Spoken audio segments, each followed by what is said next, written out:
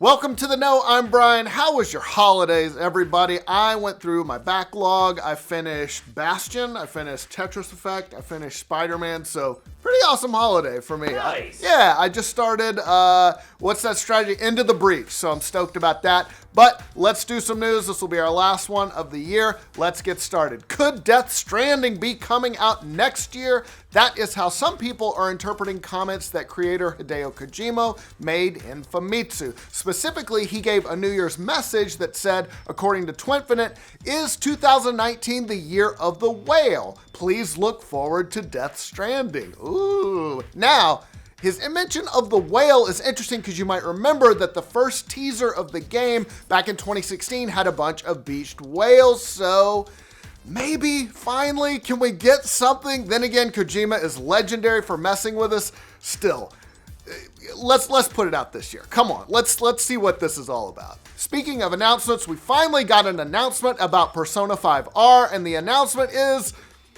the date of another announcement. Yay! So not frustrating at all. Yesterday, Atlus released a Japanese teaser trailer which shows off the game's Shibuya district in Tokyo, and there are also 4 displays showing the Phantom Thieves Take Your Heart logo. Now, the teaser concluded by telling us that we'll get more information surrounding new projects on 2019.3. That probably means March. Now, despite lots of people's hopes that it would be a Switch port of the game, the announcement was preceded by a PlayStation logo, so fuck, that needs to come to Switch. Come on.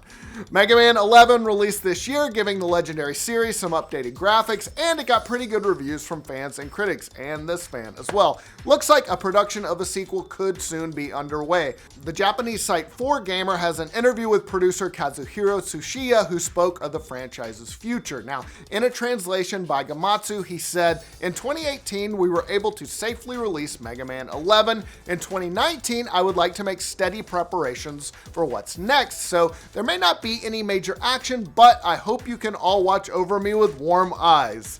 You know what? I definitely will watch over you with warm eyes, dude, especially if we get another Mega Man game. I love Mega Man. Going back to the beginning with that shitty art. Remember Mega Man 1 with the dude with a pistol like this? And you're like, Mega Man doesn't even have a gun. That is the worst fucking art of all time. Anyway, I'm sure Aaron's going to flash it up right now because I talked about it. It is so terrible. I just wanted y'all to see this. Yeah, good luck getting that out of your brain. Speaking of games in development, From Software apparently has 2 unannounced games in the pipeline. President Hidetaka Miyazaki, who created Dark Souls and Bloodborne, of course, told 4Gamer that in addition to the upcoming Sekiro Shadows Die Twice, that the studio is also working on 2 more secret games. Asked to clarify, he said, while it isn't the time to discuss details, they're both From Software-esque games. We'll need a little more time, but we'll be able to tell everyone more about them once they take shape. Fingers crossed that one of those is Bloodborne 2. I love Bloodborne. It looks like China is approving video games again, with one notable exception. Reuters reports that the country on Saturday greenlit the release of 80 online games after it had frozen such approvals for most of this year. Now, that came after regulators in March cracked down following complaints about violence in games, as well as younger players getting addicted. Interestingly, though, none of the recently approved games came from Tencent, which of course is one of the biggest players in gaming, so maybe Tencent and the Chinese government are not getting along these days. Kind of an interesting little detail there. The success of Fortnite this year has turned Epic Games into a really wealthy company. TechCrunch reports that Epic made a profit of $3 billion in 2018, which it said was fueled by the continued success of Fortnite. Now, Epic didn't officially respond, but the Wall Street Journal said in September that the company was valued at nearly $15 billion, and big-name investors were pouring more money into Epic to get a piece of the company. Now, of course, Epic also owns the Unreal Engine, which has historically accounted for a lot of its profits, but it's the runaway success of Fortnite, of course, that has fueled its huge growth in 2018.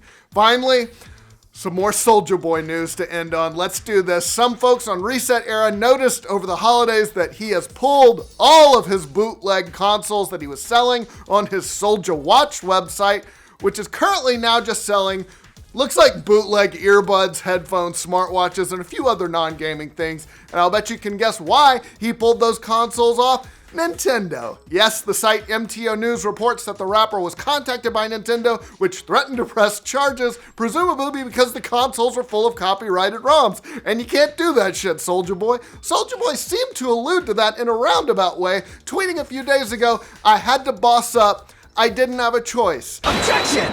Yes, you did, Soulja Boy. Yes, you did. You could have not decided to sell bootleg consoles with copyrighted ROMs. Crank that common sense, Soulja Boy. You can't do this. Now you're going to owe Nintendo some money. Golly, dude. Think. All right, that is all the news we've got for today. Let us know what you think about all these stories down in the comments below. And for all your news from every corner of the internet, like this video, subscribe to the know. I hope you guys have a great New Year's Eve. We will see you on the 2nd. Bye.